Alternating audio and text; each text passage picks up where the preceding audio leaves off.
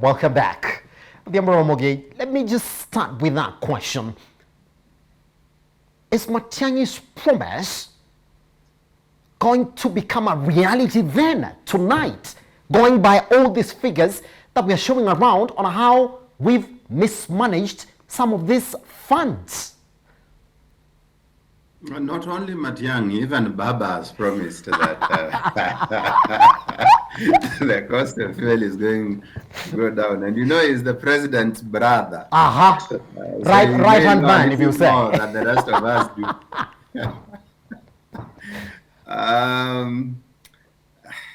I'm not so sure about the immediate, whether it will be very significant as well. Because in my mind, I'm just battling, where is this money going to come from? And how are they structuring it? How it's going to be used, and whether it will be so effective so immediately. But those are questions from a pedestrian on the streets. Mattheis maybe knows the deep ends of government where he can get a few shillings, maybe some 20 billion, and pump into the petroleum sector and get us moving at a lower rate. And so it's highly speculative. He promised, but at this moment you can only say let's watch and see. Let's watch and see. That is how we end it. It's midnight tonight. Let's wait and see. Now, Treasury has disclosed the taxpayers' money might be directed towards bailing out state-owned farms, including Kenya Power, from commercial loans of more than, wait for it, 104.84 billion. Now, the loans, which the farms took out after seeking approval from the Treasury, were granted by commercial lenders on the basis, now wait for that, sound financial position of the state corporations. In its annual debt report, Treasury indicates that the state corporations have borrowed to finance strategic and high priority projects in the national development agenda, while adding that the non-granted loans pose liability risk and potential fiscal commitment to the national government. Now, Kenya Power leads the other 9 corporations with more than half of the non-granted debt, which the Treasury could be finally forced to pay. Kenya Pipeline Company is also in need of the Treasury aid to settle 19 billion syndicated loan. Kengen also has 13.62 billion loan, with others including Kenya Airports Authority, Jomo Kenyatta University of Agriculture and Technology, Kenyatta University, the University of Nairobi, East African Portland Cement, and the Postal Corporation of Kenya. Josh? Yep. Some of those corporations we are mentioning there are rather dead than alive.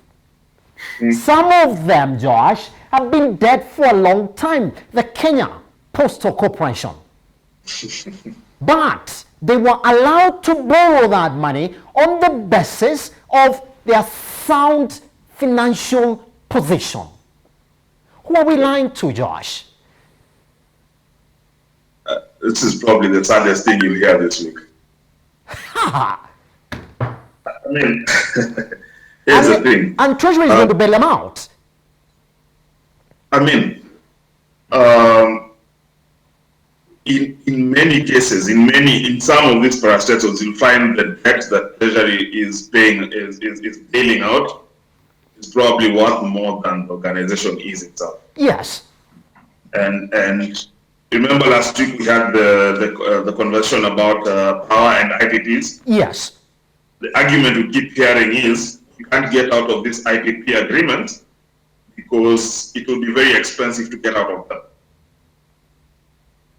The reality is we normally put this figure and we say, oh, it is so expensive, we need to bail out because if we let, we'll be losing an asset. I mean, Kenya Post and Telecommunication has not been an asset for Kenya for a long time. Yes. But my question really is, and we need to go deeper, is we need to interrogate some of these contracts. Because if a contract is not backed by a sovereign guarantee, then why should Treasury come in and bail out? Because we know a lot of loans that Kenya Power, for example, takes. Because if you, Simba, were to go to Barclays Bank today and say you would like to borrow a loan of $1 million shillings, they'll ask you for security. Yes. When Kenya Power goes and borrows off the commercial market, they don't have to give security, because in lieu of security, the government of Kenya says we are giving a sovereign guarantee that if Kenya Power fails to pay this debt, then we will pay this debt. So even when Treasury says some of this debt is non-guaranteed, I think it's disingenuous, because we need to interrogate some of this debt contract by contract. We can't just put them all in a pot and then we say we are going to expend 100 billion, because that 100 billion is added to our sovereign debt. And mind you, Simba, we're talking about state corporations. It gets worse, because county governments have been borrowing on the same basis. Yes. So are we talking about 5 years from now that Treasury will have to fork out 500 billion to bail out counties? So I mean, it's sad. But I also think, I think the National Audit Office is doing a serious disservice to Kenya. And I think Parliament is doing a serious disservice to Kenya. And we have people who are in the Budget Committee in Parliament, including the Honorable Member for Gatundu South, the President's constituency, who came out and said, as Parliament, we failed. We got into a conspiracy with the Treasury, and we conspired with Treasury to lie to Kenyans. The National Audit Office needs to stand up, and Parliament needs to stand up, and we need to interrogate some of these contracts, some of these loans, paper by paper, as opposed to putting them in, because if you put them in one pot and you say 104 billion, then it's a round figure and we pay it and that money is gone. Ramboge, this is what Ukuriatani says, that some of these parastatals are quite integral in the delivery of government's agenda. So in another word, it's saying that if you let them fail, then the government is going to fail. Agree, disagree? I mean, Kenya Power is there. Come on, Odhiambo Ramogi. I mean, if they go down, we have no power. We have power. We look for alternatives so that there is some uproar, and then the laws around solar are relaxed, and we democratize power provision in this country. Because what we are having in Mattheis, it's major institutions in the country, Odhiambo Ramogi, Kenyatta University, University of Nairobi, are part of those ones that Treasury wants to bail out, and they can't watch them fail. Let me start with Kenya Power, perhaps because it's my punching bag of late, but some of these guys just need to, the government cannot start calling someone like Kenya Power or Kengen a parastatal. That's just wrong, because they are private companies listed at the stock market with private interests in them. And if they're being mismanaged, and then at the end of the day, then now bailing them out, it's like government, in being deep in bed with the private sector in a very unhealthy manner. For me, I think government needs to reduce its shareholding in some of those companies like Kengen and Kenya Power to less than 20%, so that then the significant influence they have there is reduced, and those companies can do business in a profitable manner. The excuses being given by the Honorable Minister for Finance, or CS for Finance, that there are key government institutions and blah, blah, blah, don't carry any weight. At the end of the day, it's just mismanagement, good old mismanagement. And these guys have signed some very unfavorable contracts that they need to come out of immediately, whether it will be expensive to us or otherwise it's their problem. Yes. They're the ones who signed them.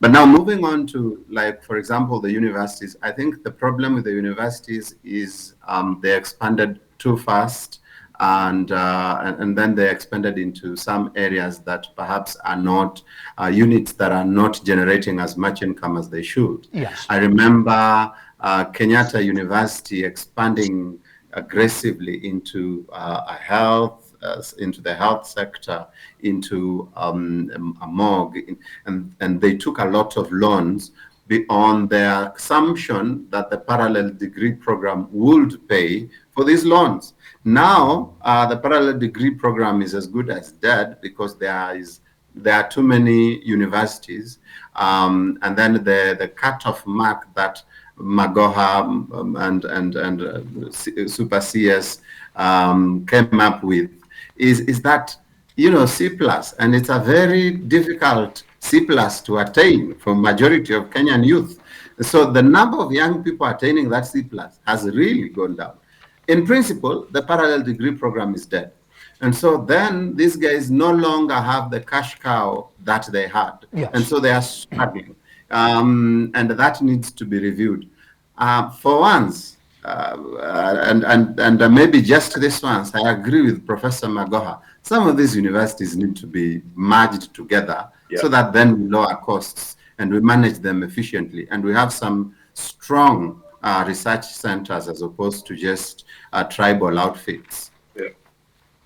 Pretty much. I hear Josh agree in the background. Josh, some of them, and I would like to ask you that question that I'm putting to Odhiambo Ramogi, that some of these institutions are quite integral, that the government cannot watch them fall. Agree, disagree? I mean, with the exception of Kenya Power, I don't think. Okay, here's the thing, Zipa. If Kenyatta University closed down today, as Josh on Tando, what will I not be able to do? I mean, how will my life be affected? More importantly, let's talk about, for example, Kenya is an agricultural-based economy. Yes. So let's talk about where we dropped the ball in terms of agriculture. The biggest disservice we did to the agricultural sector was collapsing extension services. The reason we collapsed extension services is because we made Egerton College then a university. Because all extension service providers were trained at Egerton. It then became a university, and everyone who went to Egerton now did agricultural economics. They did a course that there's no demand for in the market, and because we had to upgrade this to a university, we lost a training institution that provided skills that were extremely necessary for an agricultural economy. Yes. And so even as Ramogi is saying, that C+ is extremely hard to attain, I am glad it is, because the people who are not attaining that then have to attend different institutions. And then we are equipping our youth with skills that are marketable, because not everyone can be a manager. Yes. We went into this quick expansion where we want everyone to have a degree, and then we want them to sit somewhere and make decisions. Whose fate are they deciding? If everyone is a manager, whose fate are you deciding? So again, I mean, some of this issue, in fact, I would challenge that then Treasury doesn't bail out. Let's see who lent money to Kenyatta University. Let them come and auction Kenyatta University. So some of these people need to come out in their true colors. I can guarantee you, Simba, that some of these institutions were lent money by people who are in government. It's not just mismanagement, it is corruption. I would rather they come and say, put a notice in the newspaper and say we're auctioning Kenyatta University. And then we know who you are. And on what basis do you lend Kenyatta University money? Yes. Understand? So, I mean, when he talks about service delivery, I don't see how, if you auction poster, for example, I would be affected as a citizen. I don't send parcels through EMS. I send emails, I don't send snail mail. How will I be affected? And I'm struggling to understand that. How will I be affected as a simple farmer from Brabu if they auctioned poster? Pretty much. On that note, I'll beg that we come to an end this morning. Thank you very much, Josh Onsando, and you, Odhiambo Ramogi, for taking time this morning to speak to us here at Metropol Television. Thank you. Thank you very much. And Isaiman, and that's how we come to the end of this conversation this morning. Take those two gentlemen back to when they join us in the studio this morning at Metropol TVKE across all your social media platforms. Want to talk to them or me? I'm a Kiage Simba at Metropol TV again across those social media platforms. People want to go for breakfast. It's time for us to close. Good morning.